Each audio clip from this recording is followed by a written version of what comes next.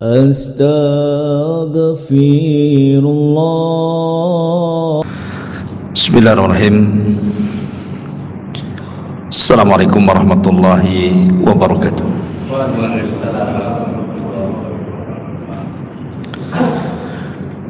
Alhamdulillah, assalatu wassalamu ala rasulillah wa ala alihi wa sahbihi wa mawalah wa la hawla wa la quwata illa billahi wa ba'du. Alhamdulillah, segala puja dan puja hanya milik Allah subhanahu wa ta'ala. Salawat dan juga salam kita hadiahkan kepada Rasul kita Nabi besar Muhammad sallallahu alaihi wa ala alihi wasallam. Ma'asyiral muslimin, jamaah salat isya yang dimuliakan Allah subhanahu wa ta'ala. Alhamdulillah, kita berada di permulaan bulan Sya'ban, di mana bulan Sya'ban ini bulan diangkatnya amalan-amalan kita. Memang tidak ada keutamaan bulan Sya'ban itu, tidak seperti bulan Rajab kemarin yang dimasukkan satu di antara 4 bulan hurum, dan bukan pula seperti Ramadan yang memang pemimpinnya bulan-bulan. Tapi meski demikian, bulan Sya'ban ini adalah bulan diangkatnya amalan kita,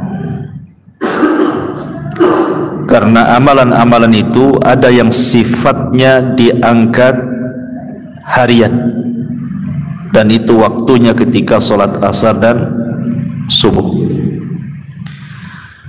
Ada yang sifatnya mingguan, di hari Senin dan hari Kamis, dan juga ada sifatnya tahunan. Kapan? Di bulan Sya'ban ini amalan kita diangkat oleh Allah subhanahu wa ta'ala. Maka perbanyaklah amalan di bulan Sya'ban, terutama amalan-amalan yang nanti akan dilakukan secara rutinitas di bulan Ramadan, seperti puasa, membaca Al-Quran, bersedekah, dan lain-lain. Adapun pembahasan di malam hari ini, kita akan membahas secara khusus tentang khutuwat asy-syaitan,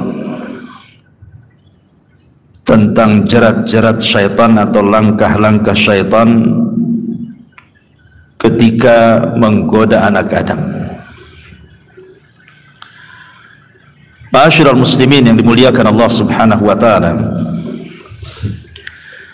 permusuhan kita manusia dengan syaitan ini itu sudah terjadi sejak bapak kita berada di sorga.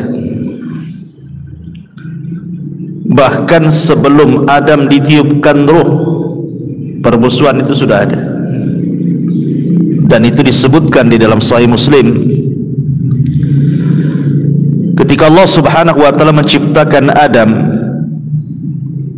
dari berbagai macam sifat tanah, kemudian dibentuk sedemikian rupa, maka Allah biarkan bentuk Adam itu sampai mengeras, belum ada ruh. Kemudian iblis tahu bahwa Allah subhanahu wa ta'ala menciptakan makhluk selain para malaikat dan selain dirinya dari kalangan jin. Disitulah iblis mulai hasad. Dia datang ke patung Adam yang belum ditiupkan ruh, kemudian kadang masuk dari lubang telinga, keluar dari lubang hidung, masuk dari lubang hidung, keluar dari lubang dubur. Kemudian iblis mengatakan, sesungguhnya makhluk yang Allah akan ciptakan ini makhluk yang lemah. Kenapa? Fa innahu ajwab, karena banyak rongga di dalamnya. berarti makhluk ini banyak kelemahannya. Pasti dia perlu minum, makan dan begitu seterusnya. Sehingga iblis mengatakan, "Lau sullittu alayya." Kalau seandainya dikuasakan kepadaku Adam ini, la uhlikanna, aku akan hancurkan dia. Ini belum ditiupkan ruh. Iblis sudah sesumbar seperti itu. Ditambah-tambah ketika betul-betul Allah tiupkan ruh. Kemudian Allah Subhanahu wa taala firmankan, wa idh qala rabbuka lil malaikati inni ja'ilun fil ardi khalifah. Dan ketika Rabbmu berkata, sungguhnya aku akan menjadikan khalifah. Malaikat ketika itu sempat menawarkan diri dan mengatakan, ya Rabb, kalau seandainya kelak makhluk yang kau akan ciptakan ini akan menumpahkan darah dan akan banyak merusak di bumi, sebaiknya kami sajalah yang kau turunkan ke bumi. Tidak usahlah diciptakan Adam tu.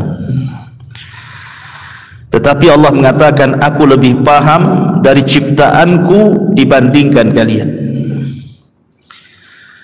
Maka ketika itu Allah Subhanahu wa taala perintahkan para malaikat untuk sujud. Apa yang terjadi? Fasajadu, semua malaikat sujud, illa iblis, kecuali iblis. Disinilah permusuhan kedua. Setelah ditiupkan ruh, iblis tidak mau sujud. Apa alasan iblis tidak mau sujud?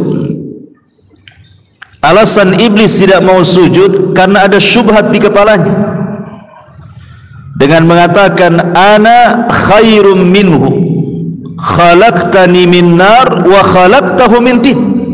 Ya Rabb, aku kan lebih baik dibandingkan dia. Masa yang lebih baik sujud kepada yang tidak lebih baik? Kau ciptakan aku dari api loh, sementara Adam tercipta dari tanah. Api mendekati cahaya, artinya kami dekat dengan malaikat dibandingkan Adam. Itu syubhatnya iblis itu. Inilah kemudian permusuhan iblis kepada Adam membangkang perintah Allah Subhanahu wa taala. Sejak itulah Allah murka. Dan Allah katakan, fakhruj minha fa innaka rajim wa inna 'alaika la'nati ila yaumiddin. Keluar kau iblis, engkau terkutuk, sesungguhnya laknatku akan melekat kepadamu sampai hari dibangkitkan kiamat. Kemudian iblis pun melihat kemurkaan Allah Subhanahu wa taala, bukannya bertobat, malah dia mengatakan, qala fa anzirni ila yaumi yub'atsun. Kalau begitu ya Rabb, tangguhkan usiaku sampai hari kau bangkitkan kiamat ini. Maka Allah Subhanahu wa taala mengizinkan permintaan iblis dan mengatakan, innaka minal munzarin. Kalau begitu, baik, saya akan berikan kau tangguhan. Subhanallah. Ketika iblis merasa aman bahwa dia tidak akan pernah mati dan akan dimatikan kelak ketika bumi dan alam semesta ini dikiamatkan, maka dia punya kesempatan semakin hancur, semakin jahat, dan semakin ada kesempatan untuk balas dendam kepada Adam. Dari sini dia mengatakan, qala fa bi izzatika la ughwiyannahum ajmain. Dengan kemuliaanmu ya Rabb, aku akan sesatkan semua keturunan Adam ini. Jadi target iblis itu untuk menyesatkan Adam dan anak turunannya, kalau bisa semuanya, nggak tanggung-tanggung, semua anak keturunannya kalau bisa disesatkan. Makanya dia mengatakan la ughwiyannahum ajmain, saya akan sesatkan mereka semuanya kalau bisa. Tetapi keinginan iblis tidak tercapai karena tidak semua terkena rayuan iblis kan. Ada orang-orang yang tidak terkena rayuannya, illa ibadaka minhumul mukhlasin, kecuali hambamu yang ikhlas. Tetapi kebanyakan turunan Adam itu menjadi pengikut iblis, bahkan bandingannya 1 berbanding 999. Lihat bandingannya itu. Dari 1000 orang yang selamat cuma 1, yang tidak selamat 999. Luar biasa iblis. Mana dalilnya? Allah Subhanahu wa ta'ala, Nabi sallallahu alaihi wasallam bersabda dalam hadis yang dikeluarkan Imam Bukhari dari Abi Sa'id Al-Khudri radhiyallahu anhu, yaqulu Allah ta'ala ya Adam fayaqul labbaika wa sa'daika wal khairu fi yadayk. Allah berfirman kepada Adam, wahai Adam, maka Adam mengatakan, ku penuhi panggilan dan kebaikan semua ada di tangan. Maka Allah Subhanahu wa ta'ala berfirman, akhrij ba'than nar, keluarkan utusan-utusan neraka. Maka Adam heran mengatakan, wa ma ba'sun nar, apa yang Anda maksud utusan-utusan neraka itu? Qala, maka Allah mengatakan, min kulli alfin tis'umi'atin wa tis'atu wa tis'in, setiap 1000 pisahkan 999, masukkan ke neraka. Artinya selamat cuma 1. Yang selamat cuma 1 tuh, bayangkan. Berarti 99% cita-cita iblis hampir tercapai kan? Tinggal 1% saja. Ketika dia mengatakan saya akan sesatkan mereka semuanya kan? Rupanya hampir berhasil, karena 1 berbanding 999 kan? Luar biasa. Ma'asyiral muslimin yang dimuliakan Allah Subhanahu wa ta'ala, ketika Adam alaihi salatu wassalam mendapatkan tempat tertinggi di sorga sebagai pengganti iblis, mulailah iblis hasad. Kemudian mulai memberikan was-was kepada Adam alaihi salam dan juga pasangannya Hawa. Ketika Allah Subhanahu wa ta'ala menguji keduanya agar jangan dekat-dekat pohon larangan, ini ada kesempatan iblis, ada celah di sini. Kalau Adam sampai memakan buah larangan, berarti Adam pun akan dicelakakan Allah Azza wa Jalla. Maka mulailah iblis membuat makar, datang kepada Adam dan Hawa memberikan was-was, tapi tidak bergeming keduanya. Sampai ketika iblis bersumpah, wa qasamahuma inni lakuma laminan nasihin, demi Allah wahai Adam, aku ini seorang penasehat yang baik. Ketika itu belum ada makhluk yang bersumpah atas nama Allah demi sebuah kedustaan, apalagi bersumpah di sorga, di alam para malaikat. Ya Adam percaya sajalah kan gitu, karena sebelumnya belum ada bersumpah kepada Allah untuk sebuah kedustaan, kecuali iblislah yang mengawalinya. Kemudian iblis mengatakan, Adam, kenapa Allah larang kau dekat-dekat pohon larangan itu? Saya mau kasih tahu nih, kalau engkau mendekati pohon larangan dan kau memakannya, antakuna malakaini au takuna minal khalidin, karena kelak engkau akan jadi malaikat atau boleh jadi engkau akan dikekalkan di surga. Makanya Allah tidak berkehendak itu. Kemudian iblis bersumpah, demi Allah, aku ini seorang penasehat.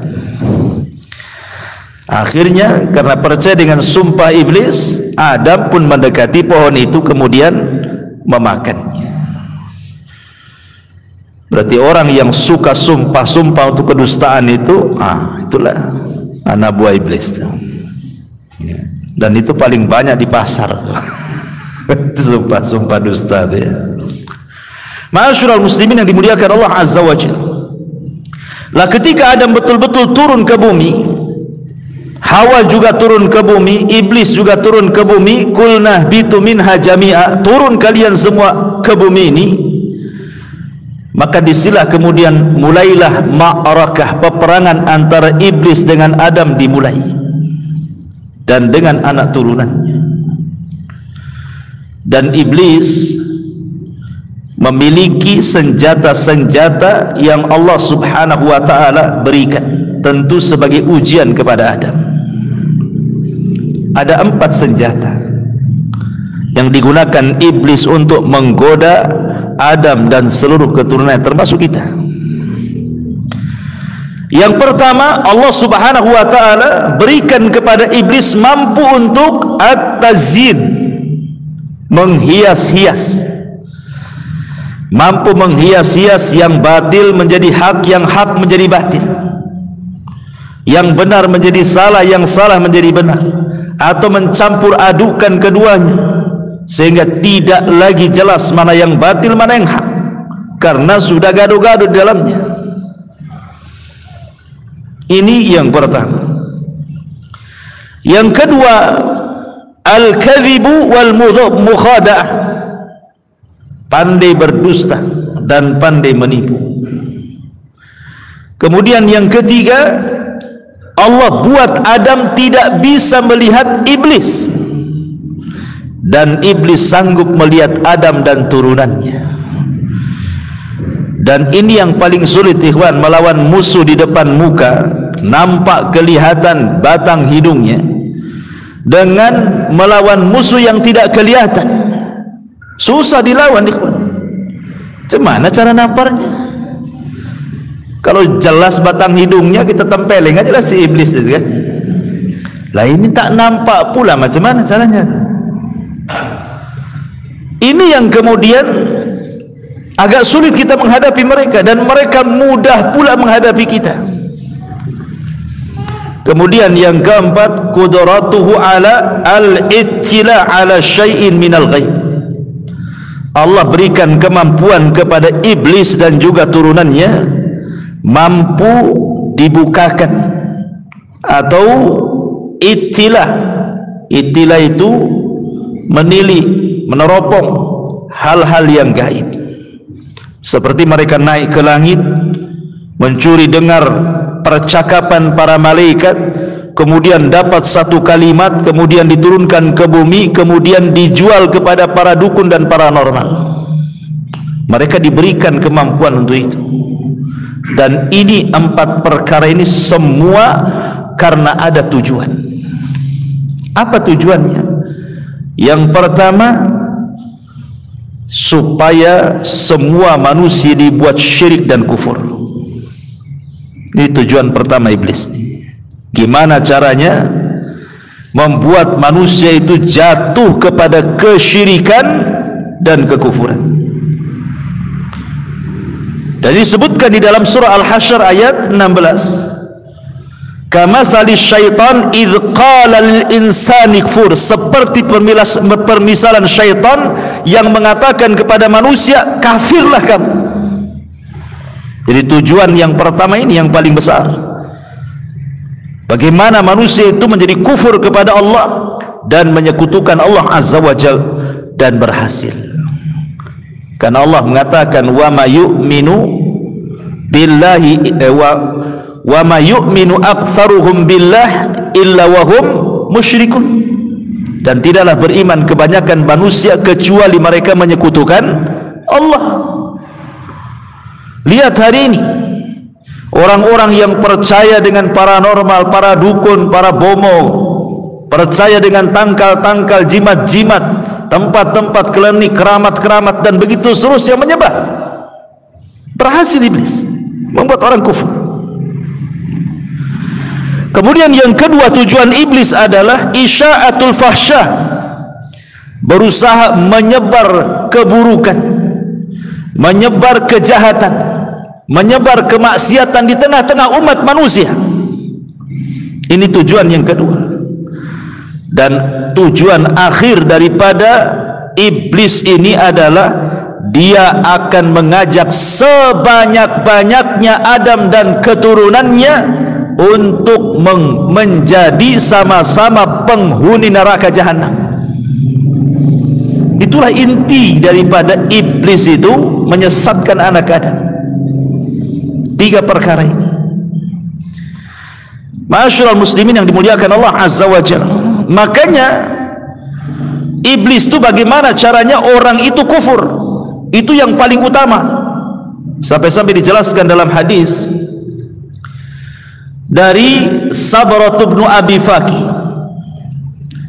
Dia mengatakan, aku mendengar Nabi SAW bersabda, inna syaitan qa'ada libni Adam bi'atrukihi faqa'ada lahu bitariqil Islam. Sesungguhnya syaitan duduk untuk menghalang-halangi anak Adam dari berbagai macam jalan. Setan duduk menghalangi jalan bagaimana orang itu jangan sampai masuk Islam. Kemudian iblis akan memberikan was-was, tuslimu wa tadaru dinaka wa dina abaika wa abaika wa abai abaika. Buat apa kau masuk Islam? Apakah engkau akan meninggalkan agamamu, agama bapak-bapakmu dan agama moyang-moyang? Kemudian fa'asahu fa'aslam. Tetapi ada juga yang tidak menuruti kata-kata iblis, dia pun tetap nekat masuk Islam. Dari sini kita tahu bahwa iblis berusaha menghalang-halangi hidayah. Jangan sampai orang itu masuk ke dalam Islam, atau yang sudah masuk Islam bagaimana dikeluarkan dari Islam. Itulah tujuan inti daripada iblis, supaya sebanyak-banyaknya iblis mendapatkan pengikut di neraka. Ma'asyiral muslimin yang dimuliakan Allah Azza wa Jal. Dan permusuhan itu ditandai ketika kelahiran setiap anak Adam. Jadi kalau ada bayi lahir, disitulah iblis menancapkan permusuhannya. Dengan cara apa? Dengan cara menusuk lambungnya. Makanya setiap bayi yang dilahirkan pasti menangis. Kenapa menangis? Karena ditusuk oleh syaitan.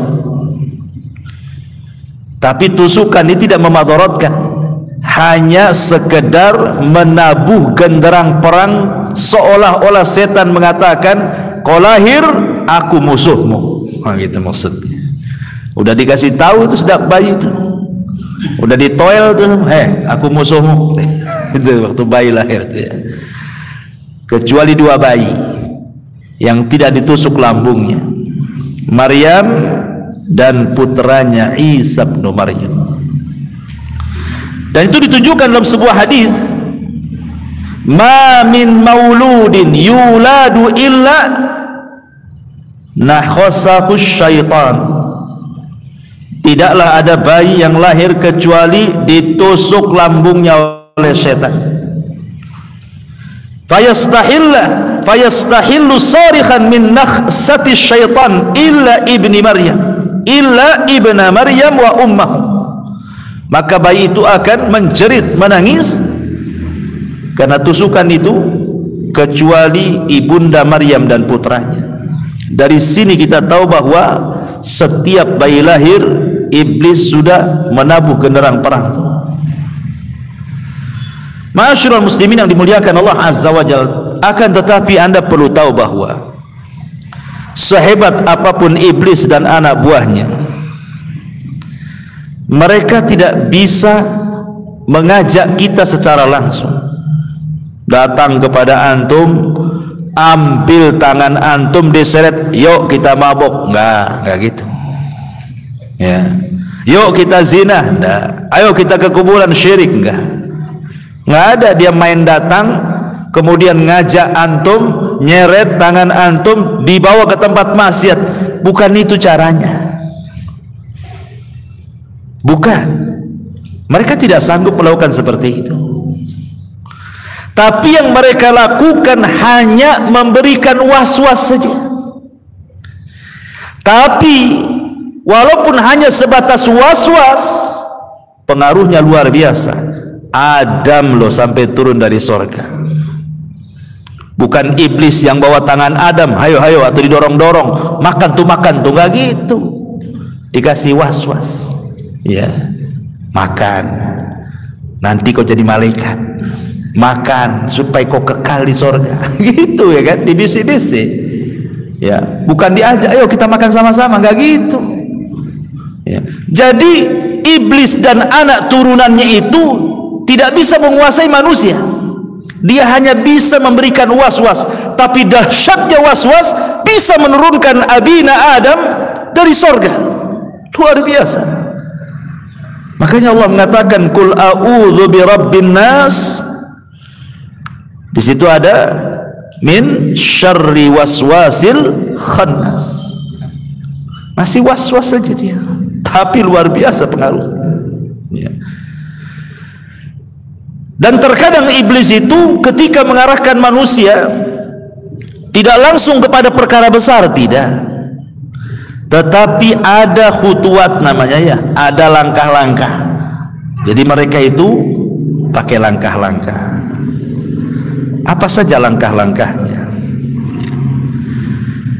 Kata para ulama mengatakan yang pertama, langkah yang mereka lakukan adalah ishtighal bil mubahat. Bagaimana iblis itu ataupun syaitan berusaha menyibukkan antum dengan perkara-perkara mubah. Nggak ada dosanya, tapi disibukkan. Main bola, perkara mubah. Nggak ada hukumnya main bola, perkara mubah, tapi disibukkan dengan bola. Akhirnya gara-gara sibuk bola lupa sholat duhur, asar, maghrib, isya, subuh. Ustadz, mana ada main bola 24 jam?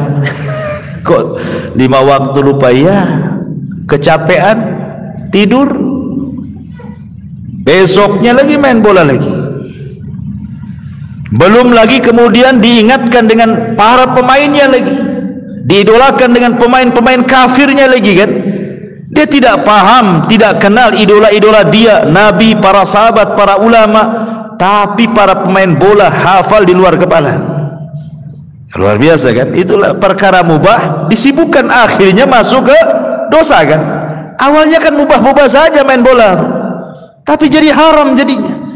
Ketika mulai melalaikan sholat, melalaikan zikir, baca Quran, setan ini begini caranya. Dia akan menyibukkan manusia dengan perkara mubah-mubah dulu. Ma'asyiral muslimin yang dimuliakan Allah Azza wa Jalla. Atau contoh yang lain pamannya, ngumpulin duit setahun 2 tahun sampai penuh celengannya, ya. Bukan untuk umroh, ya, untuk jalan-jalan ke Singapura, Australia gitu kan. Padahal biayanya sama tuh. Bahkan kalau jalan-jalan lebih lagi itu duitnya. Uang umroh mungkin 30 juta ada kebanyakan.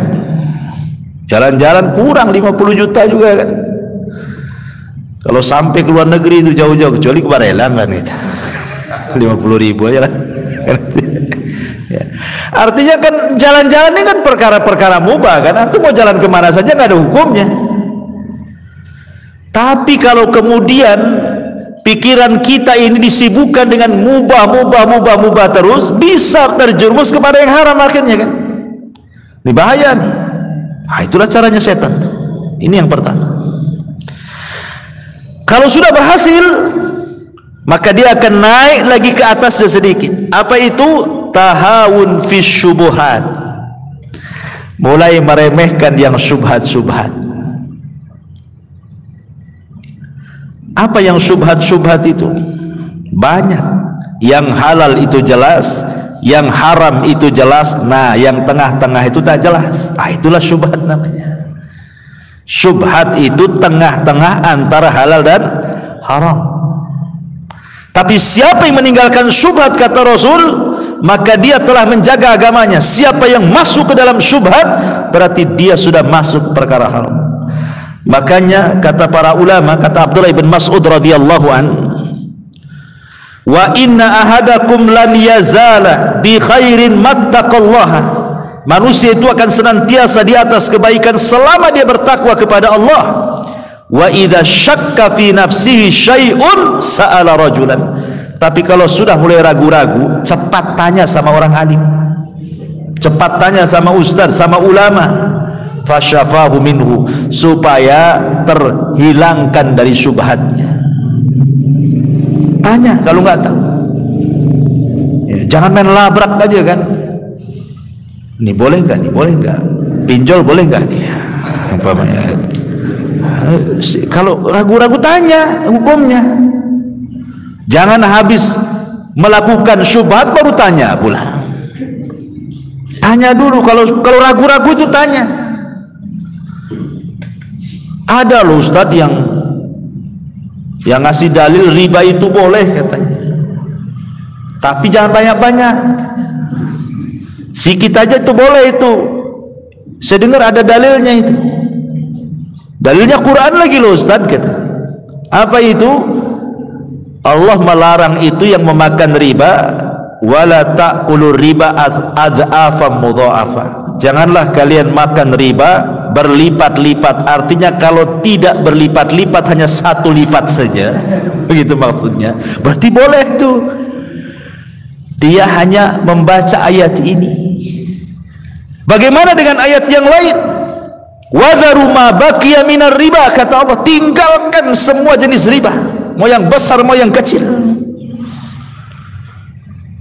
Kalau orang tidak tanya kepada orang alim, nanti akhirnya jatuh ke syubhat di situ. Itu hati-hati itu jadinya. Ini banyak yang terjun pada perkara syubhat ini. Ini kalau setan dah berhasil di sini, naik lagi dia. Pandai setan itu. Apa itu? Mulai dia jatuh kepada al-muhtaqirat minadz-dzunub. Dia mengenteng-entengkan melakukan dosa, memudah-mudahkan melakukan dosa. Makanya kenapa seorang ulama bernama Sa'ad Bilal ibn Sa'ad ibni Tamim al-Qasi, yang diriwayatkan oleh Abdullah ibn Mubarak dari Auza'i, kata beliau, la tanzur ila sigharil ma'siyati walakin unzur li azamati man asaita. Jangan pernah melihat kecilnya sebuah dosa, tapi lihatlah engkau sedang berbuat dosa kepada siapa. Jangan dilihat kecilnya sebuah dosa, tetapi lihatlah Anda sedang berbuat dosa sama siapa. Karena kalau orang sudah meremeh-remehkan dosa, ini bahaya. Ini kan dosa kecil saja, gak apa-apa, kan belum dosa besar. Kan itu ya. Kalau bahasa seperti ini, maka Umar bin Khattab radhiyallahu anhu mengatakan, la saghirata ma'al istimrar. Tidak ada dosa kecil kalau dilakukan terus-terusan, ya besar juga lah kan itu. Ibarat antum mengumpulkan satu kerikil tiap hari, lama-lama menggunung juga tuh kerikil tuh. Maka jangan kemudian terjebak dengan pembagian dosa. Ada dosa kecil, ada dosa besar. Ini kan kecil saja, belum besar katanya. Nggak apa-apa lah kan gitu, sekali-kali katanya. Subhanallah kan itu ya. Ini hati-hati. Sebab nih, kalau sudah terbiasa meremehkan dosa kecil ataupun mengenteng-entengkan amal, mengenteng-entengkan berbuat amal, melakukan kewajiban, melakukan sunnah dan begitu seterusnya, maka syaitan akan naik lagi tuh yang keempatnya itu. Apa itu? Irtikab al-mubiqat. Mulai dia menghancurkan dengan cara melakukan dosa besar. Disuruhnya untuk melakukan dosa besar itu. Kata Nabi SAW dari hadis Abu Hurairah radhiyallahu an yang dikeluarkan Al-Bukhari, kata Nabi SAW, ijtanibus sab'al mubiqat, jauhi oleh kalian 7 perkara yang menghancurkan kalian. Sahabat mengatakan, apa itu Rasul? Maka Rasul mengatakan, asyirku billah was-sihru wa qatlun nafsi allati harramallahu illa bilhaq wa aklu riba wa aklu malil yatim wa tawalli yawmaz zahfi wa qadful muhsanatil mu'minatil ghafilati, kata Rasul. Apa 7 perkara itu? Pertama, kesyirikan. Yang kedua, sihir. Yang ketiga, membunuh jiwa tanpa hak. Yang keempat, makan riba. Yang kelima, makan harta anak yatim. Yang keenam, lari dalam peperangan. Dan yang ketujuh, menuduh wanita baik-baik dikatakan seorang pezina. Mulai kepada mubiqat, ya.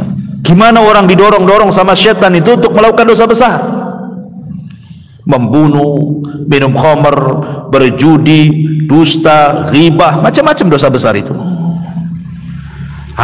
Kalau sudah berhasil nih, tingkatan yang paling tinggi, bagaimana manusia ini sampai taraf kepada kekufuran. Gimana ini? Ini dari balik kecil nih ke atas-atas. Gimana kok jadi kufur? Bahkan dalam sebuah hadis Nabi SAW mengatakan, ya'ti syaitan ahadakum, syaitan akan datang berikan was-was kepada salah seorang di antara kalian. Fayaqul, dan mengatakan, man khalaqa kadza, man khalaqa kadza, hatta yaqul man khalaqa rabbak, fa idza balaghahu falyasta'id billahi minasyaitonir rajim. Maka syaitan akan membisikkan, siapa yang menciptakan ini? Oh Allah. Siapa yang menciptakan itu? Allah. Siapa yang menciptakan ini? Allah. Siapa yang menciptakan kita? Allah. Terakhir, siapa yang menciptakan Allah? Terakhir itu pertanyaannya tuh. Awalnya, siapa yang menciptakan bumi? Allah. Siapa yang menciptakan langit? Allah. Siapa yang menciptakan gunung? Allah. Siapa yang menciptakan pohon? Allah. Terakhir pertanyaannya, siapa yang menciptakan Allah, katanya. Kan gitu. Itu dibisikkan sampai tingkat ke situ. Makanya Imam Ibnul Qayyim rahimahullahu ta'ala, beliau mengatakan, syaitan itu ketika membawa khutuwat, langkah-langkahnya, maka akan membawa 6 langkah, kata Imam Ibnul Qayyim. Imam Ibnul Qayyim mengatakan ada 6 langkah, itu senjata syaitan untuk menyesatkan anak Adam. Apa 6 langkah itu? Yang paling tinggi, al-kufru billah, kekufuran kepada Allah. Yang kedua, an yuqi'aka fil bid'ati, bagaimana orang itu supaya berlaku bid'ah. Setelah syirik, kufur, baru di bawahnya bid'ah. Kemudian di bawahnya lagi fi kabairi dzunub, dosa besar. Kemudian di bawahnya lagi fi saghairi dzunub, dosa-dosa kecil. Kemudian di bawahnya lagi at-tawassu fil mubahat, menghabiskan waktunya hanya untuk melakukan perkara mubah, akhirnya melalaikan dari ketaatan. Dan yang terakhir, kata Imam Ibnul Qayyim, disibukkan dengan perkara-perkara yang tidak afdal dan meninggalkan yang afdal. Salat di rumah kan nggak apa-apa, ya. Salat di masjid afdal, salat di rumah nggak apa-apa, ya sudahlah di rumah saja. Jadi selamanya di rumah aja itu, nggak mau ke masjid ya. Itu kan meninggalkan yang afdal dan melakukan yang tidak afdal. Seperti itu, ikhwan. Jadi ma'asyiral muslimin yang dimuliakan Allah Azza wa Jalla, pertama kufur, dibuatkan orang untuk kufur. Dan kufur ini kan banyak macamnya. Ada namanya kufur al-juhud wa takdzib, menentang dan mendustakan, seperti kufurnya orang-orang Yahudi kepada Nabi SAW. Tahu yang benar tapi mengingkari kenabian. Ada namanya kufur i'rad wal istikbar, berpaling dan sombong seperti kufurnya iblis kepada Allah, tidak mau sujud ketika Allah perintahkan sujud kepada Adam. Atau kufur syak, ragu-ragu terhadap Allah, hati-hati. Ataupun mungkin kufur nifak, orang-orang munafik yang menyembunyikan kekufuran dalam hati dan menampakkan keislamannya. Ini kekufuran namanya. Kemudian di sana ada di bawahnya disebut dengan bid'ah. Allah Subhanahu wa taala mengatakan, afaman zuyyina lahu su'u amalihi fara'ahu hasanan. Apakah seperti orang yang dihiasi padanya keburukan amalannya, tetapi seolah-olah dia melihat amalan yang buruk itu baik. Kenapa? Bagaimana orang itu bisa tobat kalau seandainya yang buruk dianggap baik, yang bukan ibadah dianggap ibadah? Ya sulitlah tobatnya. Ini kan ibadah, padahal bukan ibadah kan itu. Makanya sering saya katakan bahwa bahaya bid'ah ini, satu, dia pelakunya sulit untuk bertobat, beda dengan maksiat. Kenapa? Karena ahli maksiat yang dilakukannya tahu itu maksiat. Tahu, orang berzina tahu zina itu maksiat. Orang lagi nyolong nyuri, tahu dia nyolong. Coba tanya pencuri, nyolong tuh baik nggak? Pasti bilang tak baik nyolong. Loh, kenapa kau nyolong? Untuk makan lah, kan itu ya. Coba ahli bid'ah untuk katakan seperti itu, enggak. Baik, berpahala. Yang kedua, tidak semua maksiat itu bid'ah, tapi semua bid'ah itu maksiat. Pencuri tidak dikatakan ahli bid'ah. Pezina antum katakan ahli bid'ah? Ya bukanlah. Itu maksiat, ahli maksiat. Kemudian maksiat itu ikhwan tidak ada turunannya pengen jadi ahli maksiat. Tidak ada umpamanya pencuri berdoa, ya Allah jadikan anakku sama seperti aku pencuri. Tidak ada. Pezina mengatakan, ya Allah jadikan anakku germo. Tidak ada. Tidak ada. Sejahat-jahatnya orang itu pasti berdoa, cukuplah abimu saja yang mencuri. Kau jangan, kau jadi ustaz. Kan itu ya. Tapi ahli bid'ah tidak. Kalau bisa anaknya kayak dia, karena merasa di atas kebaikan. Makanya bahaya. Setan suka tuh di situ. Masuklah setan dari jalur yang kedua ini. Kalau kemudian tidak berhasil juga, diturunkan tuh. Untuk apa? Bagaimana dia melakukan dosa besar? Gimana dia caranya masuk ke dosa besar nih? Syirik tak bisa, kufur tak bisa, bid'ah tak bisa, turun. Gimana caranya dia disibukkan dengan zina, disibukkan dengan khamar, disibukkan dengan judi, disibukkan dengan ghibah, dengan dusta, macam-macam dosa besar.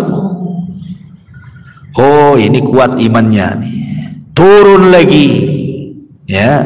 Dengan cara apa? Kata Imam Ibnul Qayyim, dimasukkan ke dosa-dosa kecil. Tengok handphone,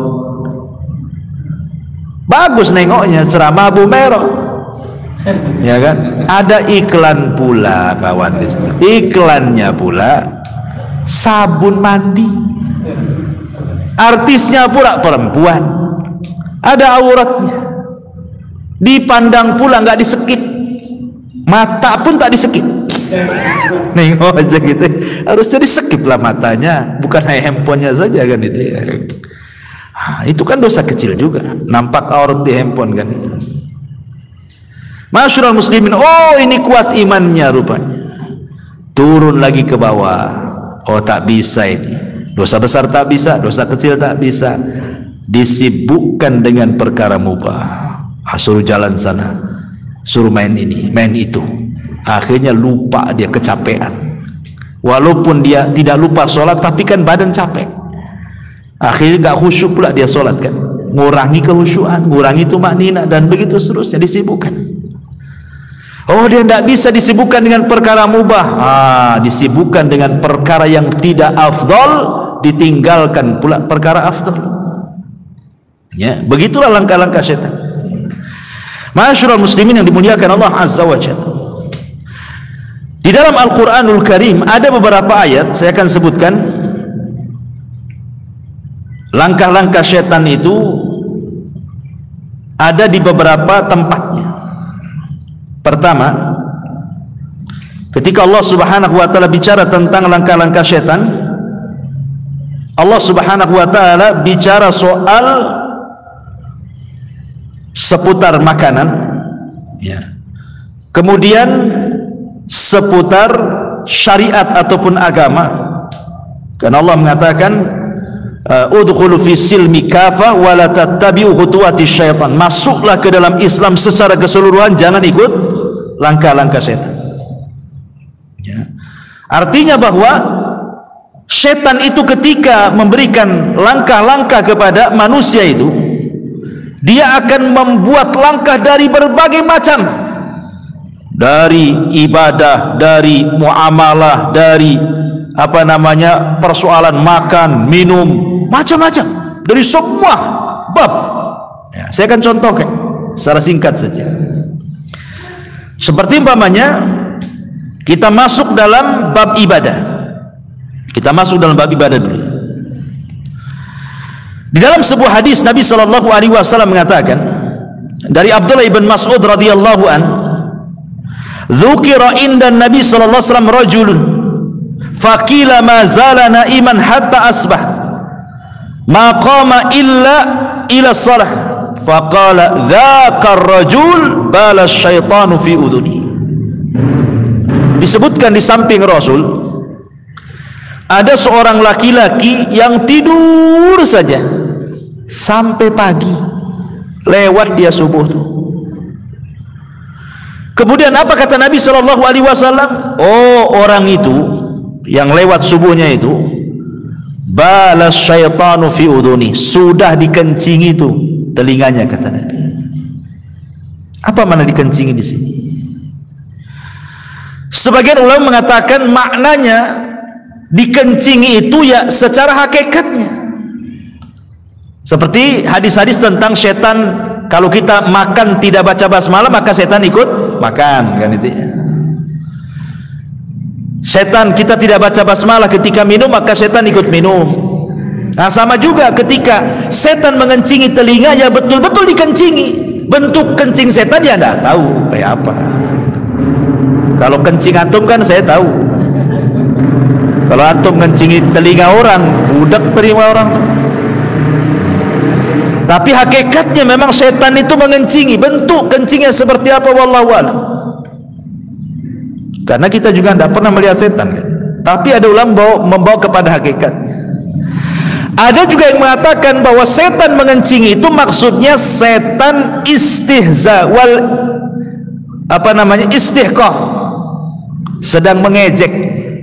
Antum itu sedang diejek dia sambil dikencingi telinganya. Akhirnya lewat sholat subuh, bangun jam 7. Jadi setan ngejek antum sambil ngencingi telinga. Coba bayangkan ikhwan, sering saya katakan, analogikan seperti ini. Kalau anak tampar wajah antum, kira-kira antum marah? Marahlah. Gimana kalau saya kencingi wajah antum? Apa nggak lebih marah lagi, kan? Orang ngencingi telinga kita, kita bisa dendam 7 turunan. Hari-hari antum dikencingi setan tak dendam-dendam. Gitu maksudnya ya. Kok nggak dendam-dendam antum sama setan itu? Ya bangun jam 7, jam 8 kan, itu kan dia lagi menghina kita loh tiap malam. Kok aneh nggak dendam sama setan? Kalau nggak karena bolo setan kan itu. Ada juga memaknai bahwa maksudnya dikencingi itu setan sedang mengejek kita.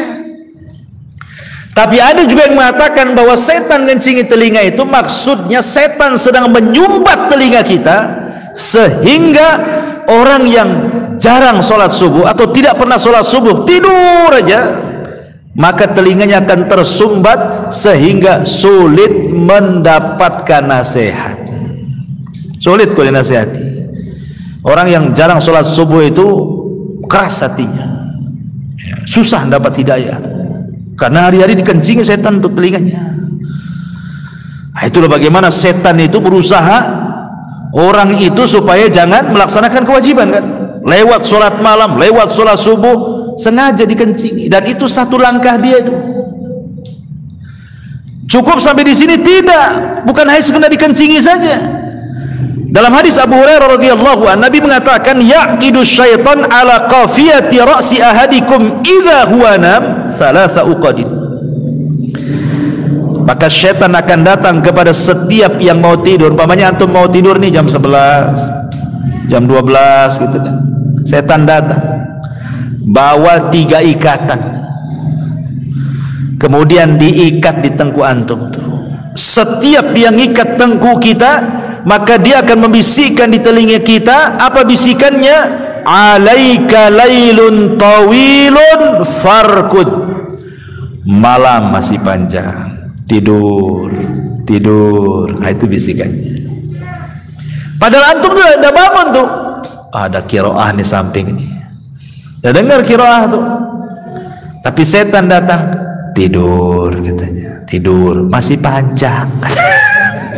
Azan masih lama. Coba bayangkan, tiba-tiba dengar azan masih dibisikkan aja, tidur. Qomat masih lama kok. Coba bayangkan ya kan. Akhirnya nunggu qomat, les pula dia matanya, bangun pula jam 7, kelabakan. Oh Allah, astagfirullahaladzim, salah siapa ini? Itulah setan. Dia langkah-langkahnya sampai seperti itu, diikatnya kita. Makanya kata Nabi SAW, fa in istaiqadha fa dzakarallaha in halat uqdah. Kalau seandainya dia bangun sebelum subuh, kemudian berzikir kepada Allah, baca doa bangun tidur, 1 ikatan lepas dari tengkuk kita. Kalau dia berwudu, 2 ikatan lepas dari tengkuk kita. Kalau sholat, maksudnya sholat subuh atau sholat fajar atau sholat apa saja sebelum subuh gitu ya, witir kah, sholat malam kah, maka 3 ikatannya lepas. Dan ketika itu yang terjadi apa kata Rasul? Keesokan harinya asbahana syiton tayyiban nafsi, maka jiwanya akan baik dan dia akan semangat hidup di pagi hari itu. Tapi kalau malamnya tidur lama, tapi meninggalkan sholat walaupun pagi bangun, kata Rasul, asbaha khabithan nafsi kaslan, maka jiwanya akan buruk dan dia pun akan menjadi pemalas. Kenapa? Jiwanya akan buruk karena awal aktivitasnya sudah meninggalkan sholat. Artinya dia memulai kehidupannya dengan melakukan dosa besar. Sholat subuh itu kewajiban, kalau ditinggalkan dosa besar. Berarti orang yang tidak sholat subuh mengawali mata terbuka dengan melakukan dosa besar setelah kesyirikan. Artinya mengawali hidupnya dengan laknat, dengan laknat hidupnya. Nanti malamnya nggak sholat isya lagi, langsung tidur, diakhiri dengan laknat pula lah hari itu. Awal laknat, tengah laknat, akhir pula laknat. Subuh tinggal, duhur tinggal, asar tinggal, maghrib tinggal, isya tinggal, 5 laknat dalam sehari. Cemana mau berkah hidupnya? Makanya orang yang tidak pernah sholat itu banyak masalahnya. Kadang-kadang masalah itu tidak tahu dari mana datangnya, itu ada saja masalah itu, tak bisa keluar-keluar, ya kan? Itu khutuat namanya, untuk menghalangi beribadah, ya kan? Setan itu sampai membuat langkah-langkah seperti ini. Bahkan ketika kita sholat, umpamanya nih, setan tidak bisa ngencingi antum, bangun juga antum tuh. Setan tidak bisa ngikat antum, terurai juga ikatannya. Puas sampai di sini, nggak akan kecewa setan, nunggu antum sholat. Kemudian ketika antum sholat, masuk dalam sholat dia, dibuatnya antum tidak tumaknina, dibuatnya antum tidak khusyuk, sehingga terkadang tidak khusyuk itu apa yang terjadi? Kadang lupa lah berapa tadi rakaat yang saya lakukan. Ataupun mamanya sholat sama imam nih, betul-betul sholat dari takbiratul ihram Allahu Akbar sampai salam, ditanya tadi imam baca apa? Nggak tahu lah, padahal baca kulhu loh tadi imam. Kok bisa dia? Ya kan? Dibuatnya itu tidak tumaknina, sehingga apa yang dibaca imam nggak tahu dia. Terus setan masuk di situ tuh. Ya. Atau dia tahu imam baca apa, mulai pandangannya nggak khusyuk. Apalagi depannya ada lawan politiknya, pakai kaos pula lain beda, mengajar kampanye di masjid kan. Gitu kan. Nah, jadi kadang-kadang masuk tuh ikhtilas yakhtalisuhu syaitan.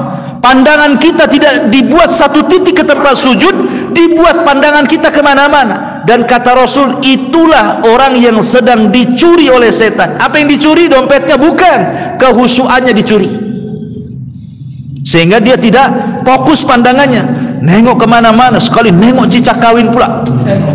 Bahaya nih kan. Nah, itu mulai dari situ tuh setan masuk dari sholat. Ataupun safnya itu centang perenang tuh, ada yang maju, ada yang mundur, jauh-jauh lagi safnya itu, tidak mau rapat. Apa kata Nabi SAW ketika bicara masalah saf itu? Rusu atau sawu sufufakum wa qaribu bainaha wa hadu bil a'naq fa walladhi nafsi biyadi inni la ara syaitan yadkhulu min khalali saffi ka'anna al-hadh. Kata Rasul. Kata Rasul, luruskan, rapatkan, karena aku melihat ada setan masuk di celah-celah itu. Jadi dia akan berusaha sampai-sampai ada namanya setan itu disebutkan dalam hadis Nabi SAW, namanya hinzib. Ada setan namanya hinzib. Setan hinzib ini dia masuk kemudian ke dalam perut. Dibuatnya lah perut antum itu bunyi kerbak kerbuk gitu kan. Aduh, batal nih. Kata Rasul, la yansarif hatta yasma'a sautan au tajidarihan. Jangan kau batalkan. Itu bukan suara kentut, itu suara perut. Ya. Suara perut dengan suara kentut beda, kata Rasul.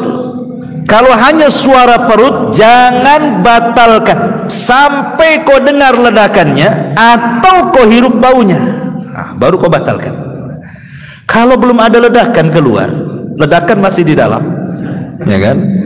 Atau belum ada baunya, jangan dibatalkan. Antum belum kentut, itu suara perut. Itu setan yang buat bunyi-bunyi itu. Atau kalau tidak juga setan ini berhasil dengan bunyi-bunyian di perut itu, maka setan hinzib akan masuk ke pikiran antum tuh. Allahu Akbar. Sebelum sholat antum cari kunci motor gak ketemu. Ketika takbiratul ikhram, tahu pula di mana tuh kunci itu. Ya Allah. Iya, anak kan tadi di situ terletak tuh. Bodoh kali aku kata. Lagi sholat tuh, ya kan. Dia tidak bisa lewat perut, otaknya dimainkan sama setan tuh. Segitunya tuh langkah-langkah, dia nggak bisa ini, akan berusaha seperti itu. Setan tuh kan seperti itu, dia berusaha tidak bisa satu pintu, cari pintu yang lainnya, sampai betul-betul rusak sholatnya orang tuh. Itu yang disebut dengan khutuwat syaitan, langkah-langkah setan. Ya. Ataupun ma'asyiral muslimin yang dimuliakan Allah Azza wa Jalla, terkadang setan juga masuk bukan hanya dalam ibadah saja ya. Kalau ibadah banyaklah contohnya. Kadang-kadang juga masuk dalam urusan muamalah. Dalam muamalah entah dengan keluarga, entah dengan tetangga, entah dengan rekan bisnis, entah dengan kawan di luar sana gitu kan.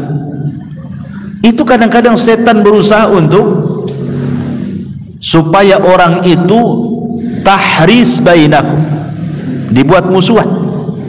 Gimana caranya itu? Kadang-kadang perkara kecil jadi besar, akhirnya putus hubungan. Yang terkadang juga orang itu ada mau nakut-nakuti, umpamanya dia hanya bawa pentungan atau apa, nggak ada rencana mentung sebenarnya, nggak ada, cuman setan ambillah tuh pentungan tuh katanya, biar dia takut, hanya nakut-nakuti awalnya. Tapi kalau sudah di depan orang, setan masuk lagi, pentung tuh kepalanya kan. Gitu loh. Dia akan berusaha tuh. Sampai seperti itu kan. Makanya kita lihat gara-gara tetangga anaknya bertengkar. Anaknya yang bertengkar sebenarnya, bukan ibunya. Tapi anak ini laporlah sama ibunya. Ibunya pula lapor sama atasannya bapaknya. Bapaknya cuek saja. Tapi karena ibunya ngomong terus, masuk pula setan. Pak, tuh anak kita didolimi sama anak tetangga. Biarin aja. Besoknya ngomong lagi, Pak, didolimi lagi. Nggak apa-apa. Masih juga tuh nakal. Baik, kapan kita mulai dia? Kadang-kadang suami itu pertama dia cuekkan, tapi kalau terus dihasut tuh kan, marah dia. Setan masuk di situ. Akhirnya betul-betul datang dilabrak tetangganya. Coba bayangkan, antum sudah berhubungan 10 tahun gara-gara urusan anak yang bisa didamaikan sebenarnya. Toh anaknya juga habis musuhan, besoknya datang salaman lagi. Kita pula yang musuhan sama tetangga, tak mau salaman. Kalau bisa jual rumah, pindah rumah. Apa pula di sini katanya. Ini kan setan ini kan berusaha itu sampai seperti itu. Ya. Jadi hubungan-hubungan bahkan dalam rumah tangga pun seperti itu. Bagaimana dibuatnya suami itu bercerai. Makanya kenapa disebutkan dalam hadis itu istana setan itu ada di lautan. Setan itu punya istana di lautan. Antah berantah di laut mana? Ada yang mengatakan di tiga Bermuda itu. Allahu a'lam. Tidak ada riwayatnya bahwa istananya itu di segitiga Bermuda. Yang jelas Rasul mengatakan istana setan ada di lautan. Apa di Selat Malaka sini? Allahu a'lam. Yang jelas bahwa adalah istananya. Setiap hari setan itu kan mutus tuh anak buahnya tuh. Kamu goda tuh yang ujung sana, kamu goda. Semua diberikan tugas tuh setan-setan marodah tuh. Ada yang goda sampai meninggalkan sholat, ada yang goda mau sedekah nggak jadi, ada yang goda mau puasa tak jadi, mau pokoknya digagal-gagalin orang berbuat baik itu. Sampai akhirnya satu hari ini nih, gerilya ini, setan-setan ini, utusan iblis, maka malam harinya mereka melaporkan hasil apa yang mereka goda kepada anak Adam dan mengatakan, ya Tuhan, aku sudah menggoda dia tidak sholat. Diam aja si iblis, tidak terlalu bahagia dia. Ya. Iblis, Tuhan, saya sudah goda dia loh sampai nggak sholat. Duhur, asar, maghrib, isya, subuh, berhasil saya 5 waktu dia tak sholat katanya. Iblis diam saja. Kenapa? Ngapain kau goda? Dari dulu pun tak pernah sholat dia katanya. Kan gitu ya. Ngapain digoda katanya? Orang nggak pernah sholat nggak usah digoda lah. Dari dulu pun nggak pernah sholat. Artinya bahwa, tetapi ketika kemudian ada anak buahnya berhasil tuh meretakkan suami istri, bangkit dari singgasana iblis tuh, diambilnya piala, sini kamu, diletakkan pada di kepalanya. Anta, kamulah yang paling top, katanya. Iblis paling senang kalau seandainya ada anak buahnya yang bisa meretakkan suami istri. Kenapa? Karena korbannya banyak. Kalau orang sholat tidak sholat, satu dia aja korbannya tuh. Tapi kalau berumah tangga, apalagi anaknya banyak nih, korbannya banyak. Ya, suami jadi korban, istri jadi korban, anak-anak jadi korban. Nanti suami curhat sama keluarga, keluarganya jadi korban. Istri pula curhat sama kawannya, kawannya jadi korban. Curhat sama rumah tangganya atau sama keluarganya, keluarganya pula jadi korban. Banyak tuh korbannya, akhirnya musuhan itu dua keluarga itu. Akhirnya istrinya kawin lagi, nggak tanggung jawab dengan anaknya. Suaminya kawin lagi, ditinggalkan pula anaknya. Kata iblis, nak sini jadi anak angkat saya saja katanya. Jadilah anak angkat iblis. Ini itu ya. Ma'asyiral muslimin yang dimuliakan Allah Azza wa Jalla tuh. Sampai seperti itu namanya khutuwat, namanya langkah-langkah. Sampai kepada orang berzina pun tidak langsung iblis tuh ambil tangan, berzina kan? Enggak gitu caranya. Dibuat langkah. Ingat kisah Barsisah, seorang abid Bani Israel kan? Walaupun riwayat Israiliyat tapi banyak dicantumkan di dalam kitab-kitab tafsir kisah Barsisah itu ketika mentafsirkan surah Al-Hasyr itu. Coba berawal dari apa? Berawal dari kalam, ucapan. Berawal dari salam, assalamualaikum. Kemudian dengar ucapan. Kemudian ngomong, kaifa haluk, bagaimana kondisi. Kemudian mulai tanya keadaan. Kemudian ngobrol. Ya kan? Kemudian berlama-lama di situ. Akhirnya berzina. Barsisa ini abid Bani Israel. Dikenal di Bani Israel tidak ada orang yang ahli ibadah melebihi Barsisa. Ada 3 orang punya adik perempuan satu. Yang 3 orang ini mau jihad, bingung mau nitipkan adiknya. 3 orang sepakat, yuk kita titipkan di Barsisa itu, biar selamat katanya. Dia kan ahli ibadah, pasti jaga anak gadis kita, adik gadis kita ini. Awalnya kan gitu. Pada awalnya Barsisa ini tak mau, datang iblis tuh, digesek-gesek telinganya. Terimalah, itu kan kebaikan, kau dapat pahala. Apalagi yang 3 orang ini mau jihad katanya. Masuk pula was-was iblis. Ya sudahlah, diterima katanya. Taruhlah di tempat lain. Dia tinggal di tempat lain, dia si gadis pun di tempat lain. Jadi kalau ngasih makan tuh ditaruh di depan pintu, nggak dibuka pintunya, nih ditaruh aja gitu depan pintu. Iblis datang. Barsisa, kok ini nggak sopan ngasih makan depan pintu, ngasih ketuk. Tanyalah gitu kan, salam. Awalnya suruh salam, akhirnya mulai dia naruh makan sambil salam, assalamualaikum, waalaikumsalam. Mulai dia dengar suara perempuan kan, masuk di telinganya. Setan sampai di sini tidak, bisiki lagi. Udah lama setan datang lagi. Barsisa, namanya orang dikurung, kau hanya ngasih makan, ucapkan salam. Kamu kan tidak tahu, mungkin dia butuh apa atau sakit apa. Tanyalah. Mulai, ya kan? Akhirnya mulai dari salam ke kalam, ucapan. Kaifa haluk, bagaimana kondisi wahai ukhti gitu. Sehat tidak? Apa yang dihajatkan? Mulai. Ya. Lama setan datang lagi. Barsisa, namanya orang hidup sendirian, bosan juga dia, temanilah dia makan. Mulai itu ya. Mulai akhirnya ditemani makan ya. Setelah ditemani makan terus gitu kan, akhirnya mulai pandangan, jatuh cinta, akhirnya berzina. Naudzubillah. Hamil pula lah wanita itu. Setelah hamil apa yang terjadi? Saudaranya datang, habis jihad menang. Setan ngasih tahu, Barsisa, itu 3 saudaranya mau datang. Kalau seandainya ini dia tahu adiknya hamil, habislah kau katanya. Gimana caranya? Tunggu dia lahir, bunuh, hilangkan barang buktinya katanya. Hilangkan barang buktinya, hancurkan CCTV-nya, jangan ada CCTV katanya. Akhirnya semua dibunuh bayinya. Setelah dibunuh bayinya, datang pula si iblis itu. Barsisa, memang alat bukti sudah hilang, tapi apakah kau yakin wanita itu nggak akan bicara? Pastilah akan bicara. Kau sudah membunuh bayinya, mana dia terima katanya. Kalau dia sampai ngomong sama saudaranya, habis kau katanya. Kata Barsisa, lu apa yang harus lakukan? Bantai juga ibunya katanya. Dibunuh ibunya. Langkah-langkahnya coba. Dikuburkan di belakang rumahnya. Dah hilang barang buktinya. Datanglah 3 saudaranya nanyakan, mana adik saya katanya. Kata Barsisa, tak tahu. Semenjak kalian pergi dia pun pergi, tah berantah ada di mana.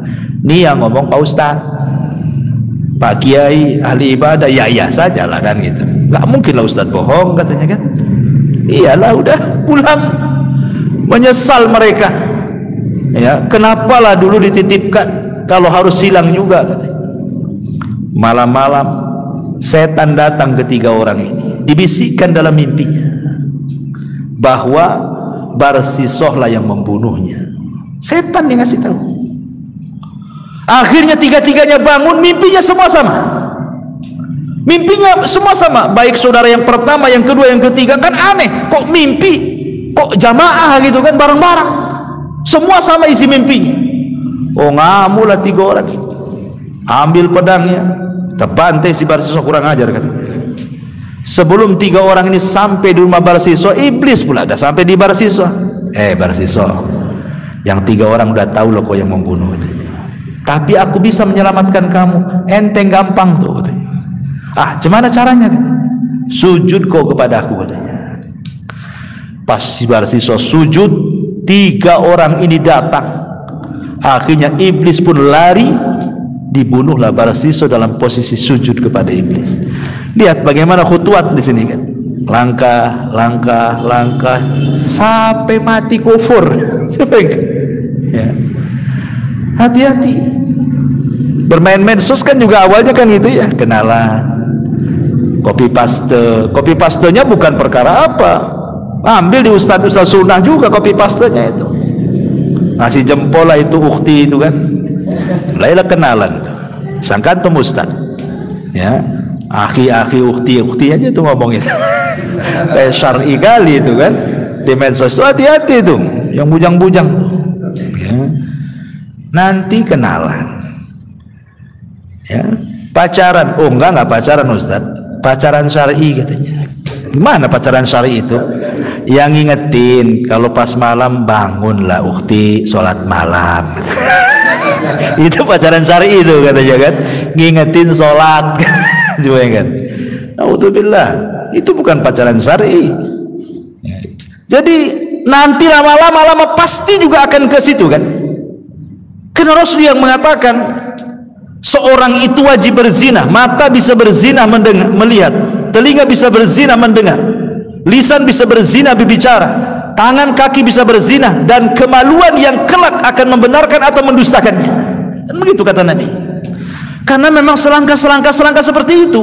Itulah caranya khutuwati syaitan. Tidak langsung setan menyeret, nggak ada yang mau manusia diseret setan itu. Tapi kalau di langkah-langkah sikit-sikit pasti mau. Itulah bahayanya langkah-langkah syaitan. Masyaallah muslimin yang dimuliakan Allah Azza, dan banyak lagi ya, bisa juga masuk dari kemarahan. Marah itu kan dari setan. Kata Rasul, al-ghadabu minasyaitan. Marah itu dari setan. Apabila marah maka berwudulah. Ada yang mengatakan hadis ini lemah. Tapi ada juga yang mengatakan kalau kau marah berdiri, duduk. Kalau kau marah duduk, baring. Kalau kau marah juga baring, wudu. Kalau kau marah juga wudu, sholat. Kalau habis sholat juga marah, pergilah jauh-jauh. Masih marah juga. Artinya kan, lihat bagaimana ketika setan juga menggunakan langkah, maka dalam Islam juga ada langkah-langkah melawannya. Nggak bisa begini, nggak bisa begini, kan itu ya. Antum marah berdiri, duduk. Masih marah juga, baring di aspal. Gitu ya. Oh nggak bisa juga, ambil ke tempat wudu, sholat. Jadi supaya seperti itu, supaya ada langkah-langkahnya kan. Atau setan juga masuk pada al-ajalah, tergesa-gesa itu dari setan, bukan dari Allah.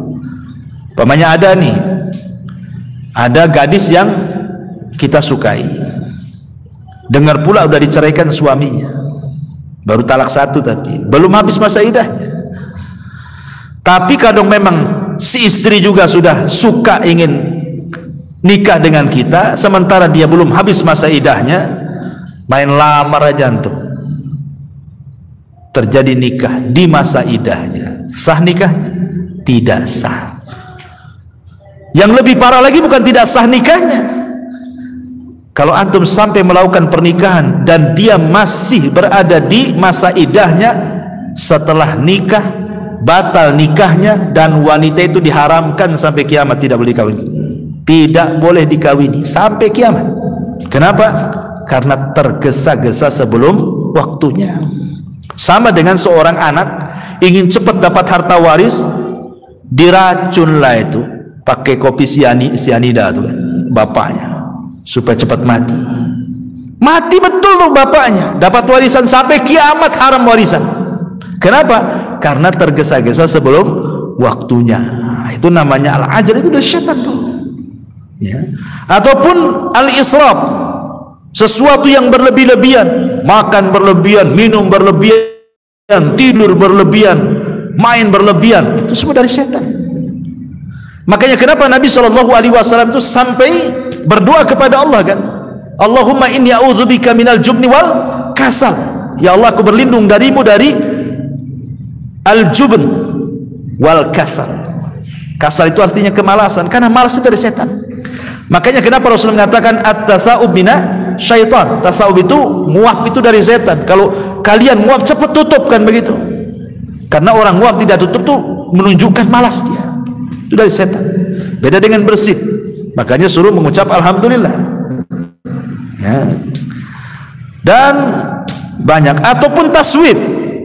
Taswib itu mengucapkan kalimat saufa dalam bahasa Arab itu balas sekitarnya nanti. Ini jam 12:30 sholat duhur, nantilah, masih ada waktu. Nah, ini. Nanti asar juga gitu, mau dekat maghrib sholatlah nanti. Si nanti akhirnya duhur 5:30, asar 5:30 gitu ya, maghrib pula 7:30 gitu.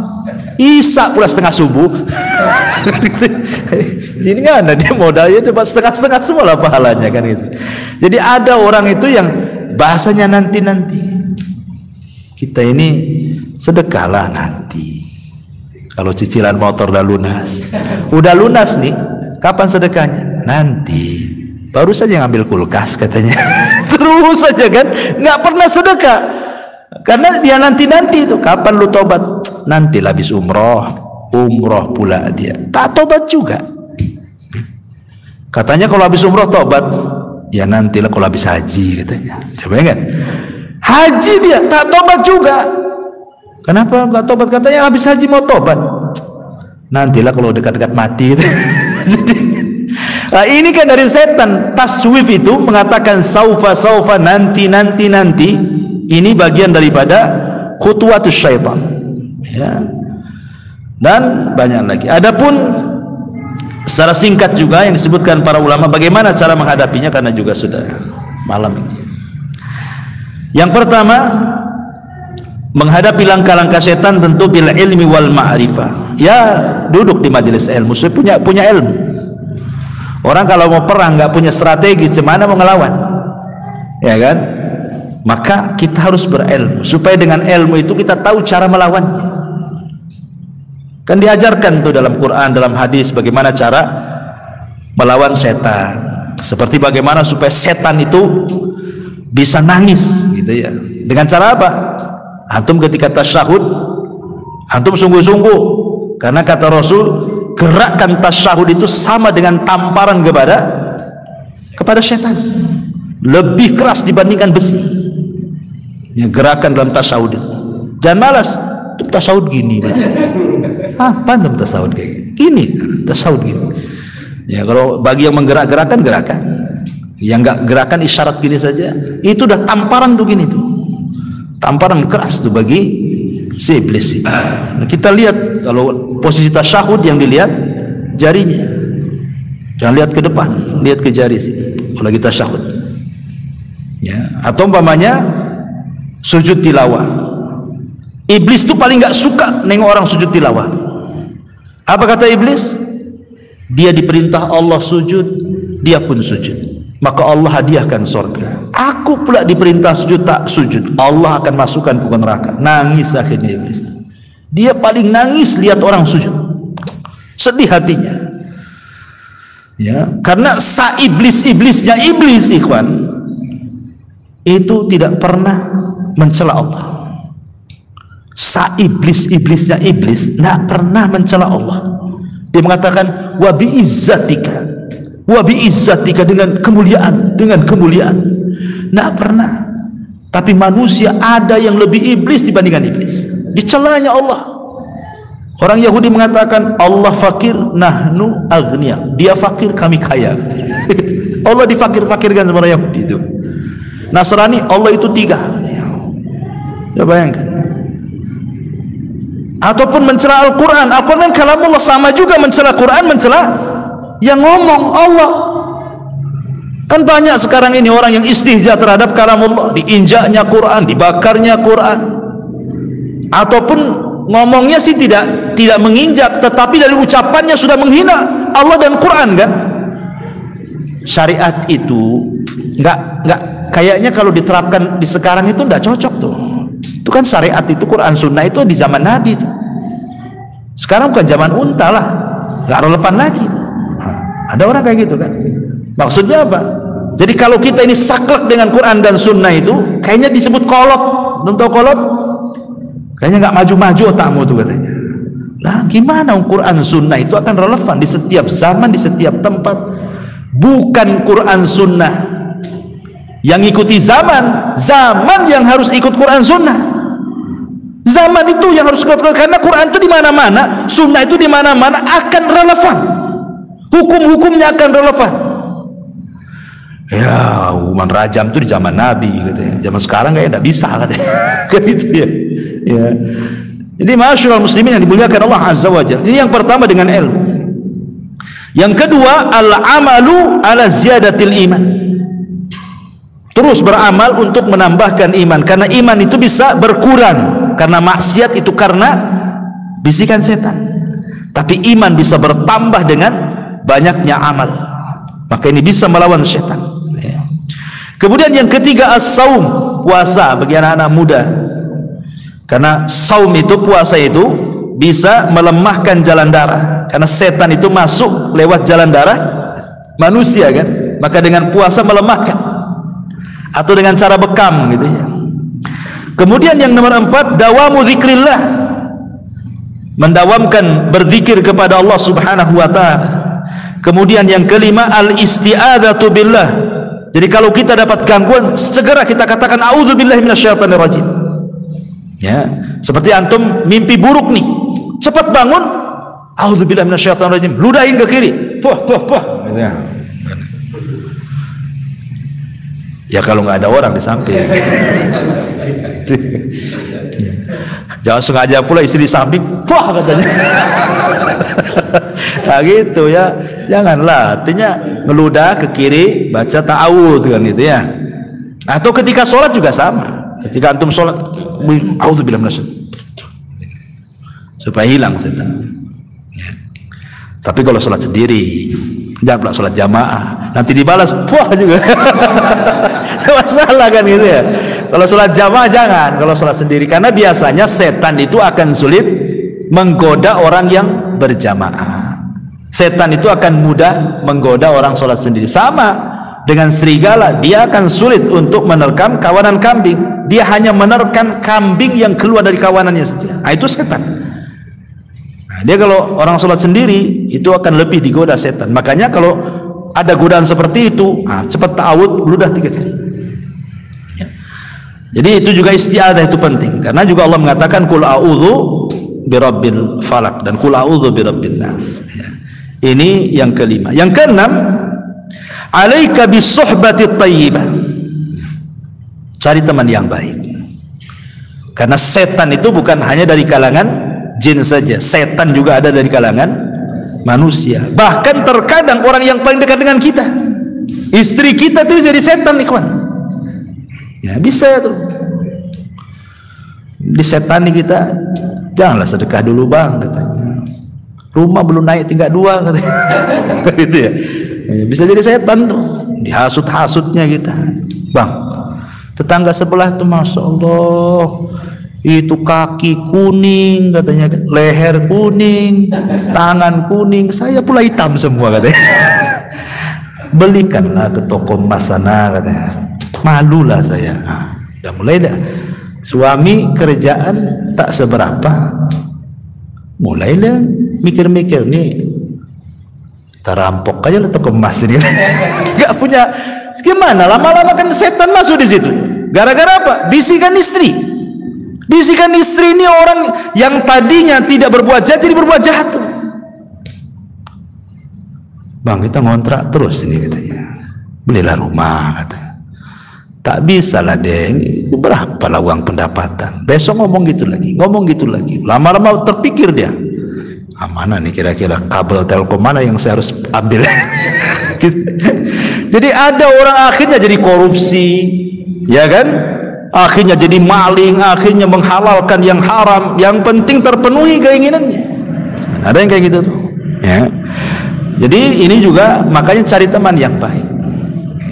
Kemudian juga yang terakhir adalah fa innallaha yahmi awliya'ah wa yahfad ahibba'u kama qala inna ibadi laisa laka alaihim sultan. Yakin dengan Allah bahwa Allah akan melindungi kita, menjaga kita, dan setan tidak akan menguasai kita selama kita yakin dan kita bersama Allah, dan itu dengan memperbanyak ibadah, taat, takwa, dan begitu seterusnya. Ini diantara langkah-langkah syaitan yang disebutkan oleh para ulama. Wallahu a'lam. Iya, boleh kita bertanya jawab, silakan. Sehubungan dengan lembaga pertanian, saya baru kemarin pagi saya buka di ayat semesta itu katanya biar mau apa namanya robek macam jadi hampir macam sampah disimpan kan dan bisa diguna lagi. Disebabkan kemarin itu bukan dari kebencian, tapi supaya jangan sampai masuk. Iya, nggak apa-apa untuk menyelamatkan. Nggak apa-apa, memang begitu. Dan pernah terjadi dengan Utsman bin Affan. Utsman bin Affan membakar Quran, tapi kiroah yang tidak disepakati. Kan dulu kan di zaman Utsman jadi khalifah, ada laporan para sahabat mau perang sesama sahabat, gara-gara apa? Gara-gara bacaan Quran. Jadi kan masing-masing sahabat kan punya catatan, dan masing-masing mereka mendengar dari Rasul tidak serentak. Kadang hari ini mereka dengar, yang lain tidak, yang lain mendengar, yang lain tidak, sehingga catatannya berbeda. Contoh umpamanya ada bacaan Quran innallaha huwas samiul alim, ada huanya. Yang satunya mengatakan innallaha samiun alim, tidak ada huwa. Ribut gara-gara huwa. Yang ada huanya, yang satu enggak ada huwa. Mau perang sahabat ini akhirnya gara-gara huwa tuh, gara-gara huwa perang. Akhirnya Hudzaifah melaporkan kepada Utsman, para sahabat mau perang gara-gara qiraah. Kata Utsman, kalau gitu kumpulkan semuanya qiraah itu, tulisan-tulisan itu. Kemudian Utsman menunjuk orang-orang pakar-pakar Quran. Ketika itu yang ditunjuk Zaid bin Thabit, ya, banyak, Ubay bin Ka'ab, banyaklah para sahabat yang pakar-pakar Quran. Disuruh untuk menyeleksi mana-mana qiraah yang disepakati dan yang terakhir dibaca Nabi, itulah yang ditetapkan. Mana-mana qiraah yang tidak pernah dibaca Nabi lagi dan dianggap qiraah syadzah yang menyelisihi, maka pisahkan. Akhirnya yang disepakati itulah yang dicetak, yang dipisahkan itu yang dibakar sama Utsman. Ya. Inilah yang menjadikan orang Khawarij di akhir-akhir khilafah Utsman menyalahkan Utsman, karena Utsman sudah membakar Quran katanya. Maka Utsman menjawab, Ali menjawab, Utsman membakar Quran itu bukan qiraah yang disepakati, tapi qiraah yang diperselisihkan supaya tidak terjadi peperangan di antara sahabat. Dan subhanallah hikmahnya sekarang tidak ada perselisihan soal Quran dan sampai hari ini nggak ada. Ya, Quran antum di Amerika itu juga bacaannya, di Saudi itu juga bacaannya, di sini itu juga bacaannya, nggak ada yang beda-beda. Jadi sehingga dibakar, ya kan? Syahidnya kan dibakar di sini, ya, untuk menyelamatkan, ya, supaya jangan terinjak, ya. Atau antum baca, kan sekarang ada undangan kawin pun ada bismillahnya tuh, Bismillahirrahmanirrahim. Orang-orang asal lempar saja kan, jadikan mainan anak-anak, kapal-kapalan tahu tuh dilempar ke halaman, diinjak orang. Hati-hati itu. Ya, sebaiknya kalau undangan-undangan itu kan janganlah kemudian dicantum-cantumkan ayat-ayat Quran di situ kan. Cukuplah mengundang. Kan itu ya cukup. Karena dikhawatirkan akhirnya main campak-campak sana akhirnya terinjak-injak kan. Seolah-olah ada wasilah ke situ. Wallahu a'lam. Ya. Sudah cukup. Subhanallah bihamdika asyhadu an la ilaha illa anta astaghfiruka wa atubu ilaik. Allahu ta'ala. Assalamualaikum warahmatullahi wabarakatuh.